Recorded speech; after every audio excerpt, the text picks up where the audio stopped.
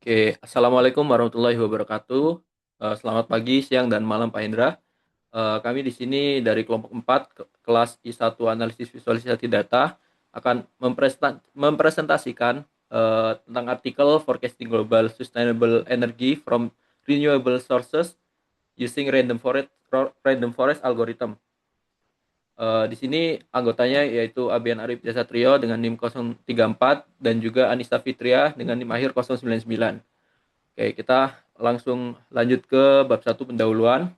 Untuk latar belakang, kebutuhan energi global terus mengalami peningkatan seiring dengan pertumbuhan penduduk, industrialisasi, dan juga perkembangan teknologi di berbagai negara. Selama beberapa dekade terakhir, pemenuhan kebutuhan energi dunia masih sangat bergantung pada bahan bakar fosil seperti batu bara, minyak, bumi, dan gas alam. Ini menimbulkan berbagai permasalahan mulai dari keterbatasan sumber daya, ketidakstabilan harga energi, kemudian dampak yang berupa emisi karbon dan juga perubahan iklim. Sebagai respon terhadap permasalahan tersebut, energi terbarukan itu menjadi solusi yang semakin mendapatkan perhatian secara global. Energi ini seperti tenaga surya, angin, air, dan biomasa yang dinilai itu lebih ramah lingkungan serta berkelanjutan dalam jangka panjang. Namun karakteristik energi terbarukan itu bersifat fluktuatif dan bergantung pada kondisi alam, menimbulkan tantangan dalam perencanaan, pengelolaan, dan distribusi energi secara optimal. Dalam konteks ini, pemanfaatan teknologi data dan kecerdasan buatan menjadi sangat penting. Analisis dan data historis energi global memungkinkan dilakukannya pemodelan dan peramalan produksi energi terbarukan secara lebih akurat. Selama satu pendekatan yang banyak digunakan adalah salah satu pendekatan yang banyak digunakan adalah machine learning, khususnya algoritma random forest yang dikenal mampu menangani data berskala besar, hubungan nonlinear, serta memiliki performa prediksi yang stabil. Berdasarkan latar belakang tersebut, penelitian ini berfokus pada analisis dan juga peramalan energi terbarukan global menggunakan dataset Global Data on Sustainable Energy pada tahun 2000 sampai 2020 dengan menerapkan algoritma random forest serta teknik seleksi fitur. Penerapan ini diharapkan dapat menghasilkan model prediksi yang akurat dan juga meningkatkan pengambilan keputusan dalam perencanaan energi berkelanjutan di tingkat global. Oke, tujuan dari penelitian ini adalah sebagai berikut. Yang pertama, menganalisis data global energi berkelanjutan untuk memahami pola dan karakteristik produksi energi terbarukan. Kemudian yang kedua, membangun model prediksi produksi energi terbarukan menggunakan algoritma random forest regression. Kemudian yang ketiga, menerapkan teknik fitur selection untuk memilih fitur paling relevan dan juga meningkatkan performa model. Yang keempat, mengevaluasi kinerja model menggunakan metrik mean absolute error, mean absolute presenting error, dan juga coefficient of determination. Manfaat Manfaat dari penelitian ini adalah memberikan wawasan berbasis data mengenai faktor-faktor yang mempengaruhi produksi energi terbarukan secara global. Yang kedua, menjadi referensi akademik dalam penerapan algoritma machine learning untuk peramalan energi, kemudian mendukung pengambilan keputusan dalam perencanaan dan pengembangan energi berkelanjutan berbasis data, kemudian menjadi dasar bagi penelitian lanjutan terkait pemodelan energi terbarukan dan juga analisis kebijakan energi. Untuk dasar teori, energi terbarukan merupakan komponen penting dalam transisi menuju sistem energi yang berkelanjutan, terutama untuk menghadapi tantangan perubahan iklim, krisis energi, dan yang lain. Energi terbarukan ini berasal dari sumber alam yang dapat diperbarui secara terus-menerus seperti tenaga angin, surya, air, biomasa, dan panas bumi. Energi terbarukan ini berbeda secara fundamental dari bahan bakar fosil yang terbatas dan dapat berdampak buruk terhadap lingkungan. Energi terbarukan merupakan sumber energi yang berasal dari proses alam, dapat diperbarui secara berkelanjutan dan memiliki peran penting dalam mendukung pembangunan berkelanjutan. Energi ini dianggap lebih efisien untuk lingkungan. Selain itu, energi terbarukan berperan penting dalam mengurangi emisi gas rumah kaca dari sektor energi yang mayoritas masih mengandalkan bahan bakar fosil. Dengan memperluas pemanfaatan sumber energi terbarukan, negara-negara di dunia berupaya untuk mencapai target pengurangan emisi dan juga meningkatkan diversifikasi energi yang pada akhirnya itu mendukung tujuan pembangunan berkelanjutan atau Sustainable Development Goals dan komitmen global lainnya seperti mitigasi perubahan iklim. Dengan demikian, integrasi energi terbarukan dalam sistem energi modern tidak hanya memberikan solusi terhadap kebutuhan energi jangka panjang, tetapi juga memperkuat aspek lingkungan dan juga sosial seperti pengurangan polusi, peningkatan kualitas hidup, dan juga penciptaan lapangan kerja baru dalam sektor energi bersih. Feature selection merupakan salah satu tahap penting dalam pemrosesan data pada mesin learning yang bertujuan untuk memilih subset fitur paling relevan dari keseluruhan variabel yang tersedia. Proses ini dilakukan untuk mengurangi dimensi data, menghilangkan fitur yang tidak informatif atau redundan, serta meningkatkan kinerja model dalam hal akurasi, kemampuan generalisasi, dan juga efisiensi komputasi. Pemilihan fitur yang tepat juga berperan dalam pengurangan risiko overfitting serta meningkatkan interpretabilitas model regresi berbasis machine learning. Kemudian kita lanjut saja langsung ke Pearson correlation. Pearson correlation ini merupakan ukuran statistik yang digunakan untuk mengukur kekuatan dan arah hubungan linear antar dua variabel numerik. Nilai koefisien korelasi Pearson berada pada rentang min 1 hingga 1, di mana nilai mendekati 1 atau min 1 menunjukkan hubungan linear yang kuat, sedangkan nilai mendekati 0 menunjukkan hubungan linear yang lemah atau tidak ada hubungan linear sama sekali. Karena sifatnya yang sederhana dan efisien, Pearson correlation banyak digunakan dalam tahap analisis data dan juga pemrosesan machine learning. Pemrosesan machine learning. Dalam konteks feature selection, Pearson correlation ini termasuk ke dalam filter based method yang mengevaluasi relevansi fitur berdasarkan hubungan statistik antar fitur dan variabel target melibatkan algoritma pembelajaran tertentu. Kemudian kita lanjut ke mutual information. Ini merupakan ukuran berbasis teori informasi yang digunakan untuk mengukur tingkat ketergantungan antar dua variabel, baik hubungan linear maupun non-linear. Ini berbeda dengan Pearson correlation yang hanya menangkap hubungan linear. Mutual information ini mampu mengukur seberapa besar informasi yang diperoleh tentang suatu variabel ketika variabel lain diketahui. Nilai mutual information ini bersifat nol apabila dua variabel saling independen dan meningkat seiring dengan meningkatnya tingkat ketergantungan antar variabel. Dalam feature selection, mutual information ini banyak digunakan untuk mengevaluasi relevansi fitur terhadap variabel target serta redundansi antar fitur. Kemudian kita lanjut ke random forest. Random forest ini merupakan algoritma machine learning berbasis ensemble learning yang menggabungkan sejumlah besar decision tree untuk menghasilkan prediksi yang lebih akurat dan juga stabil. Dalam random forest regression, setiap pohon keputusan dilatih menggunakan subset data dan subset fitur yang dipilih secara acak. Kemudian hasil prediksi dari seluruh pohon digabungkan melalui proses perataan atau averaging. Pendekatan ini efektif dalam mengurangi variasi model dan juga resiko overfitting.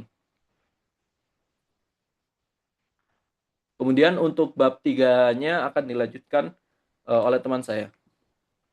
Baik, selanjutnya adalah bab 3, yaitu metode penelitian. Di sini, pada percobaan kali ini, terdapat digunakan dataset, yaitu Global Data on Sustainable Energy pada tahun 2000 sampai 2020.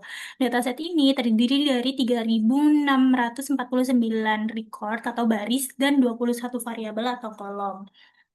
Dengan variabel electricity from renewables sebagai variabel target. Berikut ini adalah pipeline dari percobaan ini. Yang pertama itu adalah data collection. Pada proses ini merupakan proses untuk mencari dataset yang akan digunakan dalam percobaan. Seperti yang saya jelaskan sebelumnya, bahwasanya data yang digunakan adalah dataset Global Data on Sustainable Energy tahun 2000 sampai 2020. Kemudian di sini adalah variabel-variabel dari dataset tersebut. Di sini bisa dijelas contohnya seperti entity, yaitu nama negara atau wilayah yang dilaporkan, year, yaitu tahun dilaporkannya data, yaitu berkisar antara tahun 2000 hingga 2020, dan seterusnya sampai 21 variabel. Kemudian selanjutnya adalah tahapan pre-processing. Pada proses ini itu dilakukan beberapa tahapan. Yang pertama itu adalah pengecekan missing value. Setelah dilakukan pengecekan, apabila terdapat kolom yang memiliki kurang dari 30% missing value, maka nilainya akan diganti dengan rata-rata atau mean imputation. Dan jika ada kolom yang memiliki lebih dari 30% missing value, maka kolom tersebut akan dihapus. Kemudian, selanjutnya, semua variabel kategorikal akan di-encoding menjadi variabel numerik. Kemudian dilakukan split data dengan pembagian 80% data training dan 20% data testing, dan menggunakan Pearson correlation untuk melihat hubungan antar variabel dan mendeteksi fitur yang berlebihan. Kemudian, yaitu proses yang ketiga adalah proses model training and tuning. Pada proses ini dilakukan training and tuning model. Tujuan dari proses ini adalah membangun model dasar untuk melihat performa awal sebelum feature selection. Training dilakukan pada model awal terlebih dahulu. Training ini menggunakan algoritma random forest regression dengan semua variabel hasil pre-processing, yaitu sebanyak 20 variabel. Setelah itu dilakukan tuning parameter seperti n estimator, max depth, max fitur, dan min sample split. Kemudian model evaluation. Pada proses ini dilakukan evaluasi terhadap kinerja model awal sebelum dilakukan proses feature selection. Evaluasi ini bertujuan untuk mengetahui seberapa baik performa model awal serta menjadi acuan pembanding terhadap performa model setelah dilakukan penyaringan fitur. Model baseline dievaluasi menggunakan 3 metrik, yaitu mean absolute error, MAE, mean absolute percentage error, MAP, dan coefficient of determination atau R kuadrat. Kemudian yang terakhir adalah feature selection. Proses ini dilakukan untuk menyaring fitur-fitur yang paling relevan dalam membangun model prediksi. Pada penelitian ini digunakan dua pendekatan seleksi fitur, yaitu person correlation dan mutual information. Pendekatan person correlation digunakan untuk mengidentifikasikan dan menghapus fitur-fitur yang memiliki korelasi tinggi antar fitur, sehingga dapat mengurangi redundansi data dan mempertahankan fitur yang memberikan informasi unik. Selanjutnya, pendekatan mutual information digunakan untuk memilih fitur berdasarkan tingkat ketergantungannya terhadap variabel target.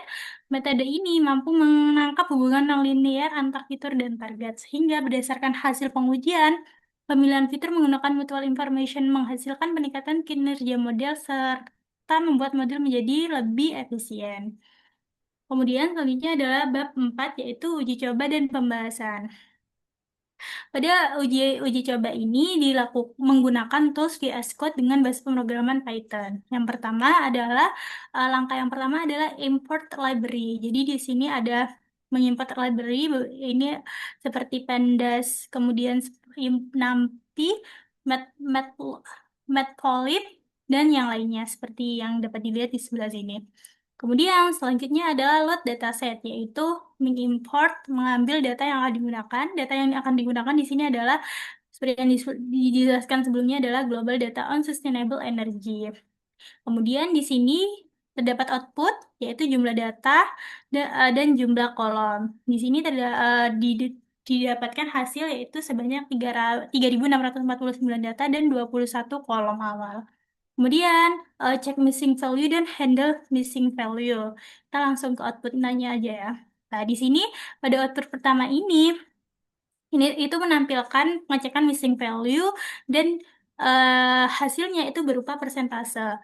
Jadi di sini kita melihat berdasarkan persentase jika ini tujuannya untuk proses selanjutnya, yaitu jika lebih dari 30 maka kolomnya akan dihapus, dan jika kurang dari 30 maka akan diganti dengan nilai mean. Di sini dapat dilihat bahwasanya terdapat dua kolom, yaitu renewable dan financial flow to developing countries yang memiliki missing value lebih dari 30%, sehingga pada tahap selanjutnya kedua kolom ini akan dilakukan penghapusan. Nah, seperti di sini, ini adalah hasil dari setelah melakukan penghapusan kedua kolom tersebut. Dapat dijelaskan sebelumnya bahwasanya sebelumnya data aslinya itu memiliki 21 kolom.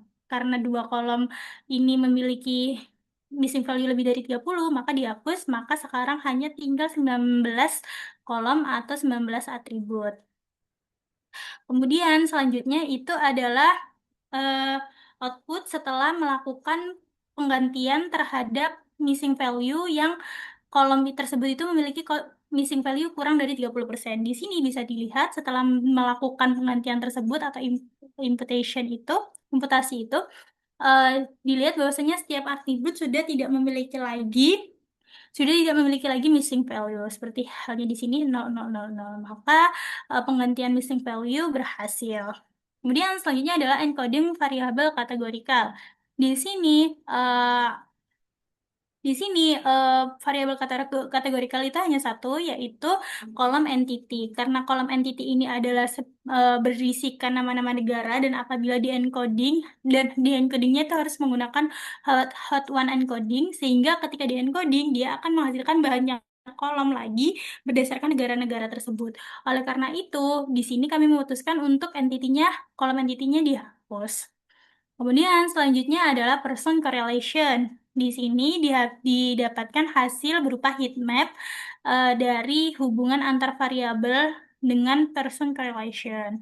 Di sini, jika warna dari setiap kotaknya itu semakin terang, maka dia memiliki hubungan yang kuat antara kedua variabel. Contohnya seperti variabel electricity from fossil fuels dan CO2 emissions itu memiliki nilai sebesar 0,95. Hal ini menunjukkan bahwasanya keduanya memiliki hubungan yang positif sangat kuat. Selanjutnya adalah menentukan fitur dan target. Seperti yang dijelaskan sebelumnya pada metode penelitian, bahwasanya fitur eh, atribut yang dijadikan fitur yaitu fitur renewables renewables. Jadi pada saat ini jadi fitur selectionnya ada 18 karena satunya sudah dijadikan target. Kemudian selanjutnya adalah mutual information. Pada mutual information ini menghasilkan output berupa nilai-nilai dari mutual information, di mana semakin besar nilai MI-nya, maka semakin penting juga fitur tersebut. Di sini output yang ditunjukkan itu adalah top 10 fitur yang memiliki nilai MI terbesar. Hal ini dilakukan untuk melihat seberapa besar informasi suatu fitur terhadap target. Kemudian selanjutnya adalah menentukan jumlah fitur terbaik. Di sini menggunakan random forest. Di sini nilai yang di-outputkan yaitu MAE dan R2. Jadi MAE itu diberikan untuk melihat rata-rata kesalahan prediksi. Semakin kecil nilainya, maka semakin baik. Sedangkan R kuadrat diberikan untuk melihat seberapa baik model menjelaskan variasi data. Semakin mendekati nilai 1, maka semakin baik juga hasilnya. Dan hasil dari output di atas menunjukkan bahwasanya semakin bertambahnya fitur, akurasinya juga semakin meningkat. Selain itu juga tidak terjadi overfitting dan signifikan. Dapat dilihat bahwasanya jumlah fitur sebanyak 18, yaitu di sini pada nomor 13 ini, memiliki nilai MAE terkecil dan nilai R kuadrat terbesar. Kemudian model finalnya, sehingga dapat disimpulkan bahwasanya terdapat jumlah fitur terbaik yaitu 18 dengan 3.649 data. Kemudian bagian pembahasan. Hasil pengolahan data menunjukkan bahwa setelah proses pembersihan data dan imputasi basic value, dataset memiliki 18 fitur yang layak digunakan untuk analisis lebih lanjut. Analisis korelasi Pearson menunjukkan gambaran awal hubungan linear antar variabel. Selanjutnya, seleksi fitur menggunakan mutual information berhasil mengidentifikasi fitur-fitur yang memiliki hubungan paling kuat, baik linear maupun non-linear, terhadap target, yaitu electricity from renewables. Kemudian, evaluasi performa model random forest dengan variasi jumlah fitur menunjukkan peningkatan nilai R kuadrat yang signifikan hingga sekitar 18 fitur. Kemudian, cenderung stabil pada penambahan fitur berikutnya. Nilai R kuadrat tertinggi sebesar 0,9957 diperoleh saat seluruh 18 fitur digunakan. Hal ini menandakan bahwasanya model mampu menangkap pola hubungan kompleks secara optimal tanpa mengalami degradasi performa. Hal ini mengidentifikasi bahwa kombinasi seleksi fitur berbasis mutual information dan algoritma random forest efektif dalam memodelkan produksi listrik dari energi terbarukan. Selanjutnya adalah bab kesimpulan dan saran. Baik, kesimpulannya, berdasarkan hasil analisis dan pengujian yang telah dilakukan pada dataset Global Data on Sustainable Energy, dapat disimpulkan bahwa algoritma Random Forest Regression mampu memodelkan dan memprediksi produksi listrik dari sumber energi terbarukan dengan sangat baik. Proses pre-processing data, termasuk penanganan missing value, encoding variabel kategorikal, serta penghapusan atribut yang tidak layak, berhasil menghasilkan dataset yang bersih dan siap digunakan untuk pemodelan. Penerapan fitur selection menggunakan kombinasi correlation dan mutual information terbukti efektif dalam mengidentifikasi fitur-fitur yang relevan, baik yang memiliki hubungan linear maupun non-linear terhadap variabel target. Evaluasi model menunjukkan bahwa penggunaan seluruh 18 fitur memberikan performa terbaik dengan nilai R kuadrat sebesar 0,9957 dan MAS sebesar 1,1064. Hal ini menandakan bahwa model mampu menjalankan hampir seluruh variasi data tanpa diindikasi overfitting dan yang signifikan. Hal ini menunjukkan bahwa random forest merupakan pendekatan yang andal untuk ramalan energi terbarukan berbasis data global. Kemudian, sarannya, berdasarkan hasil penelitian, disarankan agar peneliti selanjutnya dapat membandingkan performa random forest dengan algoritma machine learning lain seperti gradient boosting, XGBoost, atau neural network guna memperoleh model dengan akurasi dan efisien yang lebih optimal. Selain itu, penggunaan teknik validasi silang, cross validation juga dapat diterapkan untuk meningkatkan kendala evaluasi model.